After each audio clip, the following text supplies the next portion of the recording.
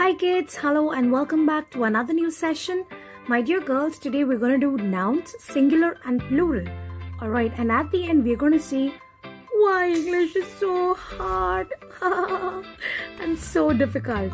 Okay, well, it's all because of this singular and plural kafanda. Okay, so let's try to understand this. A noun that names one thing, a single thing, person or place is called singular noun.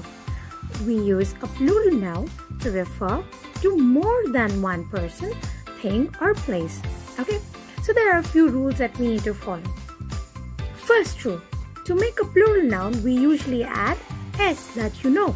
So table will become tables, orange becomes oranges, road become roads, river becomes rivers, mountain become mountains, photograph becomes photographs with the s. Next rule, with words that end with ch, sh, s, x or ss, we form the plural by adding es. So, if there's ss at the end, you have es, x then es, bench, then es, s at the end, then es. Okay, that's rule number 2. Then they have given you one question. Let's try to see the plural or form of each noun. These are good fellows which follow these rules. Okay, wait for the naughty ones to come. Next, nouns that end with o add s or es to form the plural. Many nouns that have a vowel before the final o will add just s to form the plural. Means if there is a vowel before the final o, then you just have to add s. So look over here. There's I before O. I is a vowel. So you would only have to add S. What about Petio? Petio also same. There's I before O, and so you'll only add S. But many nouns have a consonant before the final O. We'll add ES to form the plural. So if suppose it's a consonant, vowel means A, E, I, O, U. Consonant, the other letters other than the vowels. So if you have any other letter other than vowels, so for example there's T here, so you get ES. L here, and that's why it's ES at the end. Again tomato, T, tomatoes. Hero, R, consonant, so heroes. Then be careful, there are exceptions. This is what I was trying to tell you. Not all of them follow the rule. Because of them, English is so difficult. Okay, let's see. Piano, pianos. There is a consonant. It should be ES over here according to this rule, right?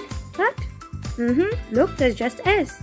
There's D, so it has to be ES with C. S only. Again, L, it should be ES, but it's cellos. Photo, T, it should be ES, but it's just S. So when it comes to exceptions, you need to remember these very, very well. Let's see the next ones. Now, what do we have over here? And there are certain words that can be written with S or ES in plural forms. What is that? A volcano can be written as volcanoes or volcanoes with the ES. Again, mangoes or ES wala mangoes, both are same. Next rule. For nouns ending with a consonant plus Y, we change the Y to IES. For example, fairy. Cancel the Y, remove the Y and write it as fairies, IES. Then, rule number 4. For nouns ending with a vowel plus Y, we add only S. That is, if the word is key, you'll just add S at the end because E is a vowel which comes before Y. Then, rule number 5, for nouns that end in F or FE, we usually change the F or FE to VES. So for example, thief. F is coming at the end, so you remove F and make it VES. Then, there's FE at the end over here. You will make it as VES, wives. See? But there are exceptions. That's roof. It's ending with the F. It has to be VES. Come on, guys. Let's see. It's just roofs with the S at the end. This is what's really confusing. And now, welcome to these irregular plural forms, which really create a big issue. Okay, then so we have one man, but over here it's men. Tooth, teeth, mouse, mice, foot, feet. And now look at this funny fellow, sheep. Sheep will not have a S at all. Sheep will be sheep for singular also and plural also. Next, goose will become geese. Child will become children. But what about deer? Deer will remain as deer, just like sheep. No plural. Ox, oxen.